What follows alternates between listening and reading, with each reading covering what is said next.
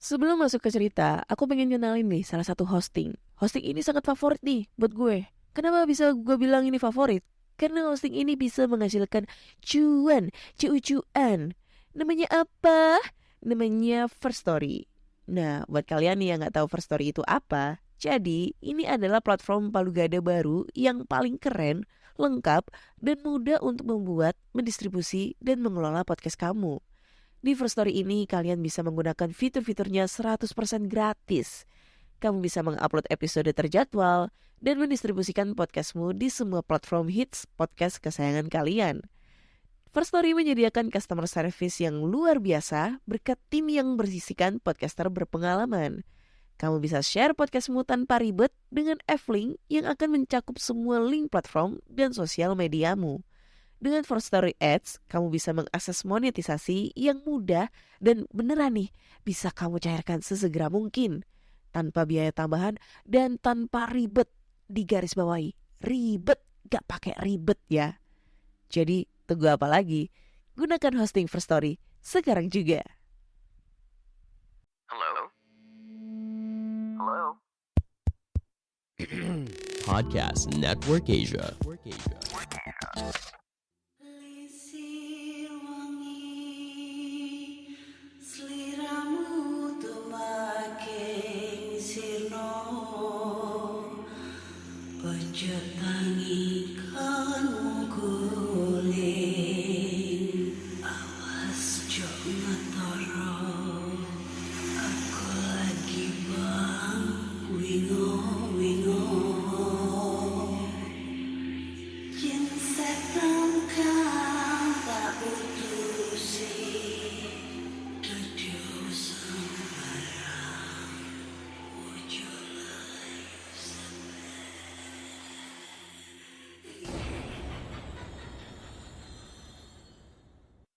Hai Rek, ya apa kabar ya? Ketemu lagi dengan aku si Ana di podcast kisah horor. Lemes ketawanya ya Bray. Lemes banget sumpah. Gak kuat untuk ketawa. Kali ini kita akan bacakan cerita horor ataupun email berhantu yang sudah dikirimkan teman-teman melalui podcast kisah horor @gmail.com atau di Instagram podcast kisah horor serta Google Form yang lainnya tersedia di bio Instagram podcast kisah horor. Gimana? Udah nonton video aku yang terbaru nggak yang di YouTube? Terus menurut kalian gimana? Secara kalau aku upload tentang podcast gitu ya di YouTube kayak nggak jalan gitu. Karena emang di YouTube aku tuh subscriber lamanya itu kenalnya gue itu explore gitu kan.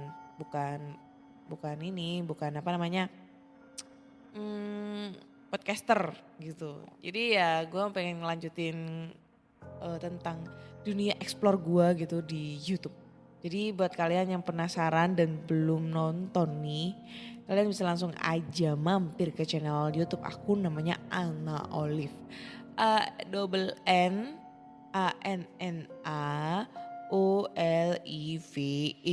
ya. Jangan lupa subscribe, like, comment, dan share. Terus jangan lupa komen-komen ya yang sebanyak-banyaknya ya. Tonton sebanyak-banyaknya supaya jam tayangnya bisa naik lagi. Karena gue butuh jam tayang ini ya. Supaya bisa AdSense. Nantinya gue bakal upload episode terbaru di.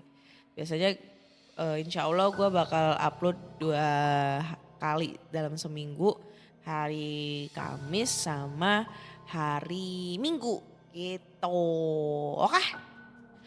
So, tanpa berbasa-basi lagi, mari kita bacakan cerita-cerita horor yang udah masuk di email. Dan cerita pertama ini datang dari yang bernama Indah. Judulnya tidak ada judul. Oke. Hai Kak Ana, perkenalkan namaku Indah. Kejadian ini sekitar 1 tahun yang lalu.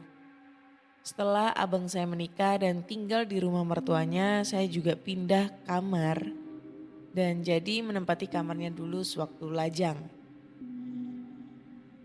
Taulah, kamar anak lajang seringnya tuh berantakan, debu di mana-mana, dan coretan-coretan dinding banyak sekali, dan suasana kamarnya benar-benar horor. Akhirnya saya sibuk membereskan sebelum saya ambil alih jadi kamar tidur sendiri. Beberapa hari setelah saya tempati, kamarnya nggak ada problem apa-apa. Masih ya aman, nggak ada kejadian aneh.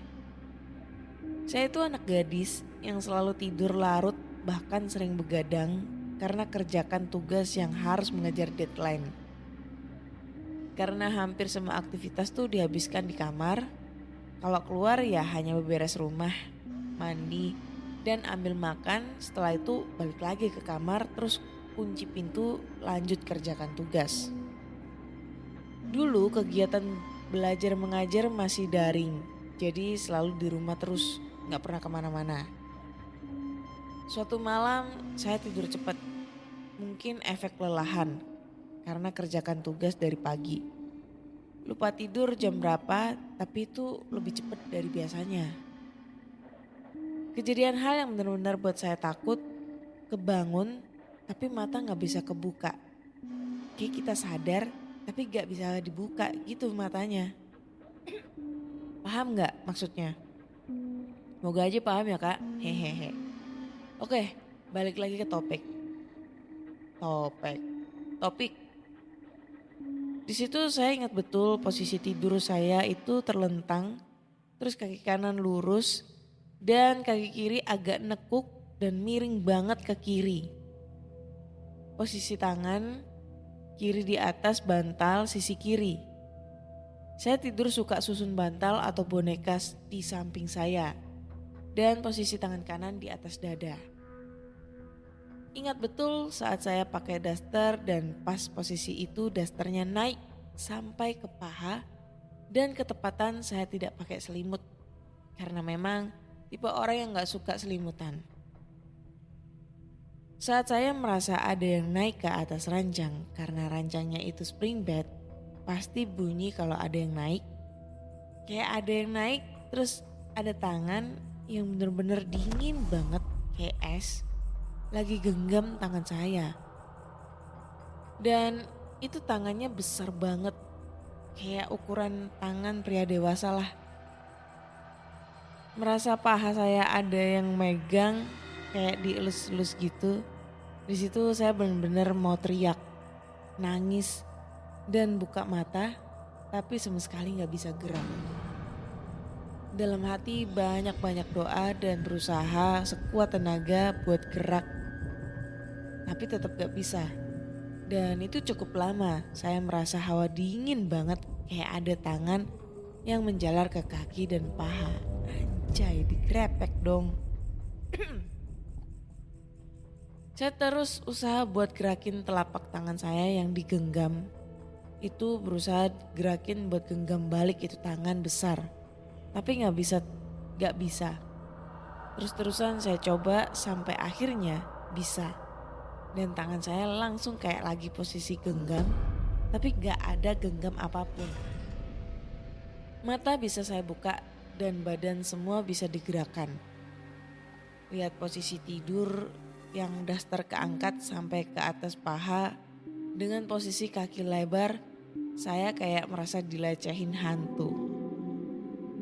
Tapi gak tahu hantu atau apa. Kalaulah orang gak mungkin. Karena pintu kamar saya kunci. Jendela terkunci dan jarak jendela sama jalan di luar itu 3 meter. Gak mungkin ada orang yang masuk karena pas saya periksa semua benar-benar terkunci. Setelah kejadian itu malam selanjutnya saya di kamar sampai mau tidur berasa kayak ada yang mengawasi.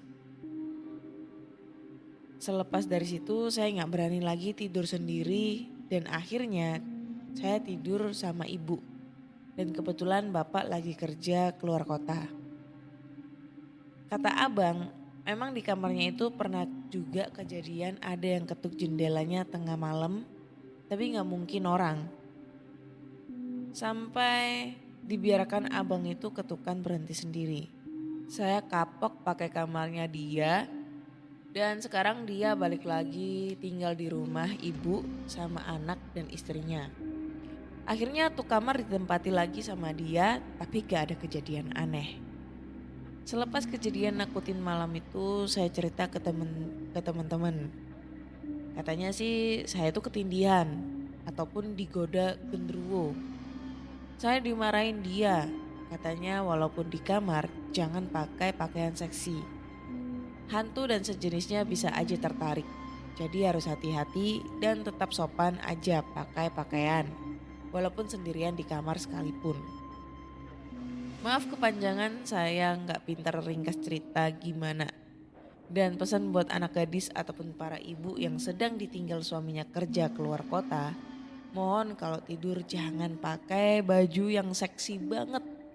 Karena bisa aja kita nggak tahu makhluk halus tertarik karena penampilan kita. Dan saya pernah dengar, karena kayak gitu pernah ada kejadian yang sampai hamil dan dia bisa menyerupai suaminya para ibu-ibu. Sekian, terima kasih udah mau dibaca cerita saya. Oke. Thank you banget buat siapa namanya tadi Indah untuk ceritanya ya. Dan kalau untuk komentar di cerita pertama ini gue pasti bilang ini bukan halu. Gue gak bakalan bilang ini dia halu, enggak. Kenapa gue bisa bilang kayak gitu? Karena sebagian besar pendengar yang udah kirim ceritanya ke podcast Kisah Horor itu rata-rata digodain genderuwo. Kayak cerita temen aku yang kemarin yang udah aku ceritain itu, dia juga digodain genderuwo pada saat suaminya pergi kerja gitu. Dan gue sempet cerita gak ya, kalau di rumah gue tuh ternyata juga ada genderuwonya. Yang bilang itu temennya mamahku. Jadi temennya mamaku tuh emang jebolan pondok itu yang bisa ngeliat gitulah. Jadi dia bilang kalau di rumahku tuh ada genderuwonya gitu. Karena ya kalau gue tuh emang gue akuin kalau tidur tuh suka pakai daster gitu ya, daster yang pendek-pendek gitu. Tapi semenjak temennya mamaku tuh ngomong kayak gitu, gue kalau misalnya pakai daster suka aku selimutin sekarang pakai bed cover. Jadi takut gitulah. Terus kalau diliatin selama ini, kalau gue diliatin genderuwo gue nggak tahu, gue nggak pernah diliatin. Tapi apa ya? Ya kemarin aja sih dikeliatin sekelebat putih-putih doang. Itu aja sih. Makanya serem banget anjir. Kenapa sih rumah gue ada genderuwonya? Jadinya kan gue kalau mau tidur kan nggak sebebas seperti dulu lagi gitu kan. Mau gue telanjang kek, mau gue pakai daster, mau gue pakai kancut doang atau apa gitu kan. Jadinya gue sekarang kalau tidur tertutup dah. Tidak asik nih guys ya. Udah di guys. Jadi buat temen-temen nih kalau tidur jangan pakai kalau bisa jangan telanjang atau mungkin jangan pakai pakaian seksi. Kalaupun mau pakai pakaian seksi mungkin ada pasangannya ya. Itu bisa dijadikan pasangan Anda adalah genderuwo. Ya pokoknya intinya kalau misalnya lagi di rumah sendirian jaga hati-hatilah. Ini mungkin rumah gue juga ada genderuwo, ada setan-setannya karena emang gue tinggalnya kan bertiga nih sama orang tua. Orang tua aku tidur di bawah dan di atas itu los, aku sendirian. Ya karena mungkin efek banyak ruangan yang kosong ya, ruangan tengah sama ruangan tangga itu kosong kan. Jadi gue cuma stay di kamar doang gitu. Jadi sekarang kalau di ruangan tengah itu aku tempatin kucing-kucingku gitu. Jadi kan kucingku habis lahiran, jadi aku taruh di situ biar aman. Gitu guys. Oke. Next, lanjut kita cerita ke cerita berikutnya, dan cerita berikutnya ini datang dari email. Judulnya adalah Awal Mula Bisa Melihat Yang Tak Kasat Mata. Assalamualaikum warahmatullahi wabarakatuh Kak Ana. Semua berawal dari gua kelas 4 SD. Seperti biasa hari Senin pasti sekolah mengadakan upacara, dan di saat pertengahan upacara di situ gua lemes dan langsung berlari ke UKS. Pas di UKS tiba-tiba gua penasaran dengan rumor UKS yang lama. Tepatnya ada di lantai atas. Oh iya, FYI, sekolah gua dulu itu 3 tingkat dan sangat luas. TK sampai SMK semua jadi satu. Oke, lanjut. Karena saking penasarannya gue naik ke atas secara diam-diam. Dan lokasinya juga gak jauh dari UKS baru. Jadi rumor yang beredar kalau UKS lama itu pernah ada kejadian siswi yang meninggal di situ. Dulu memang sekolah gue ditutup sementara dan dibuka kembali. Jadi dulu ada siswi SMA yang lagi sakit dan benar-benar istirahat di UKS. Gak ada berapa lama tiba-tiba dari atas atap jatuh beberapa paku yang langsung menimpa muka dan badannya dan nyawanya pun gak tertolong. Setelah kejadian itu banyak banget hal-hal aneh yang terjadi dan rumornya dia mah bergantayangan. Karena gue penasaran, gue cek dan di situ gue belum tahu kalau gue bisa melihat. Memang pas tiba di UKS lama hawanya mulai gak enak dan bau amis yang bener-bener kayak darah baru gitu. Mual, pusing dan karuan yang gue rasain. Pas gue lihat UKS lama lewat jendela di situ, gue tiba-tiba melihat langsung hal itu terjadi. Beberapa tahun yang lalu. Di saat gue melihat semua itu terjadi, gue bingung, gue takut, gue lemes, dan gue gak tahu gue harus gimana. Akhirnya bel sekolah berbunyi dan di situ gue langsung sadar. Tapi posisi gue udah di UKS baru. Dan kata guru-guru, gue pingsan di depan UKS lama. Dengan nangis yang histeris. Dan gue pingsan hampir 4 jam lamanya. Hingga bel istirahat berbunyi. Dan di saat itulah gue bisa melihat mereka yang tak terlihat. Sekian pengalaman horor pertama kali di hidup gue. Maaf juga kalau kurang seram ya kak, hehehehe. Masih banyak lagi hal horor yang mau gue ceritain nanti. Terima kasih juga sudah dibacakan emailnya kak. Sehat selalu dan sukses selalu. Semangat Kak Ana, wassalamualaikum warahmatullahi wabarakatuh. Waalaikumsalam warahmatullahi wabarakatuh, thank you banget buat semangatnya.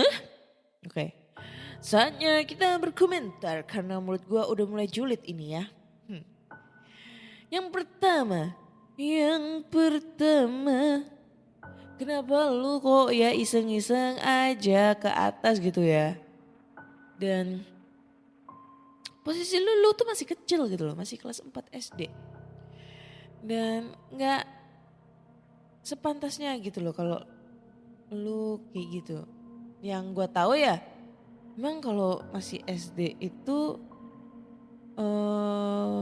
bebas, kalau misalnya lagi di UKS ya bebas berkeliaran kemana-mana gitu ya. Karena setauku gimana ya, kalau setauku nih ya, kalau masih SD itu PMR-nya guru gitu. Kecuali kalau lu waktu SD bareng sama SMP tuh, PMR-nya pasti anak-anak SMP.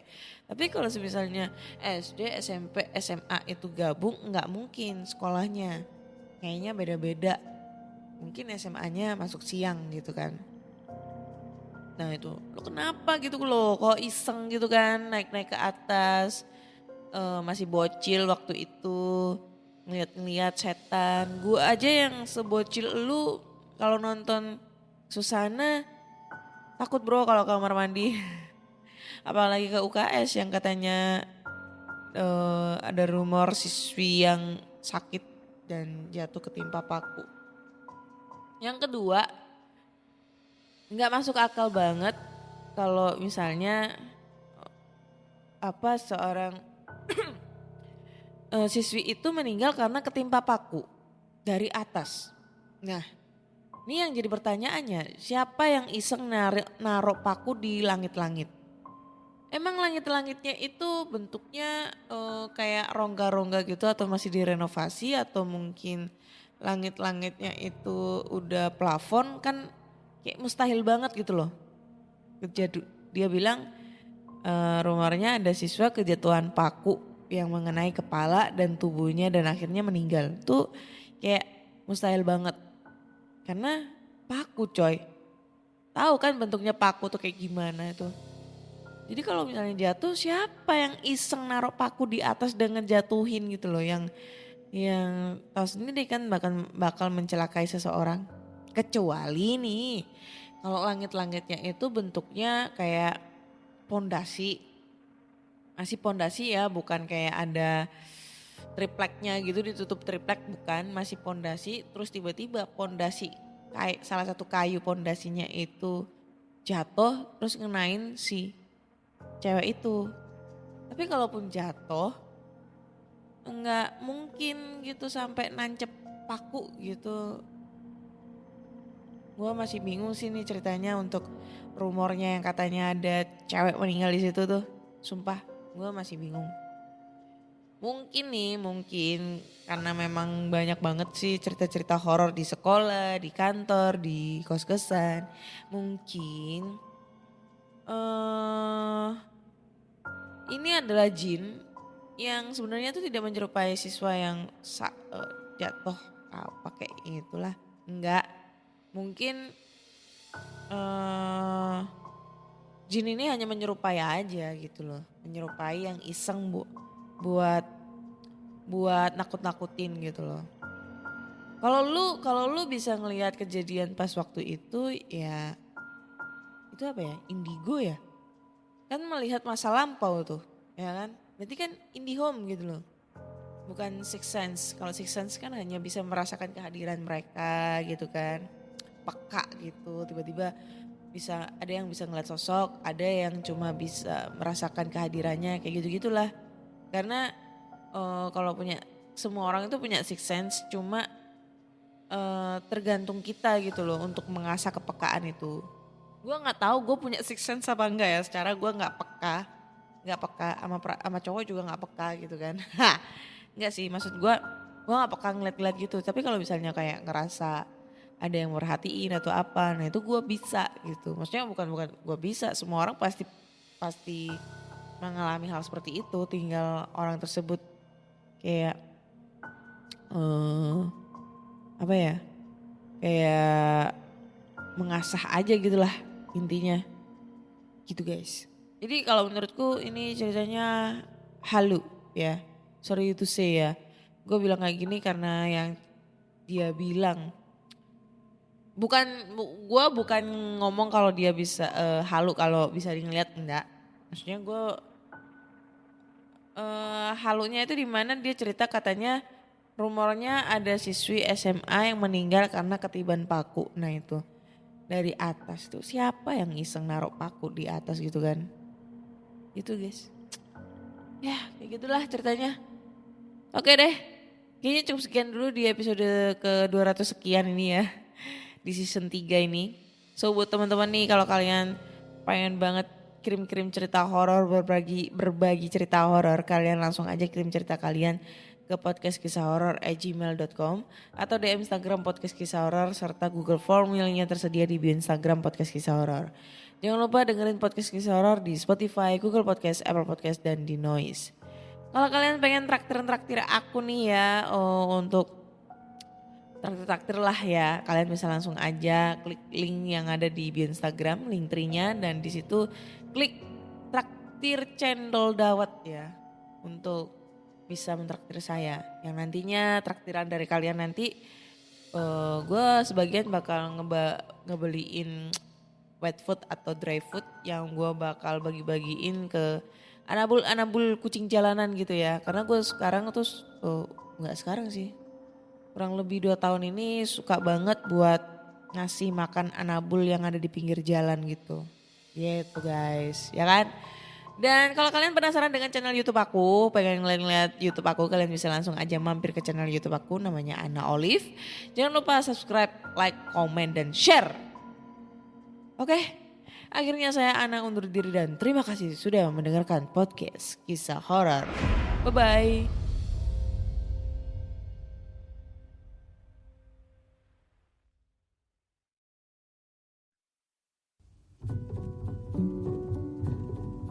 Pandangan dan opini yang disampaikan oleh kreator podcast, host, dan tamu tidak mencerminkan kebijakan resmi dan bagian dari podcast Network Asia.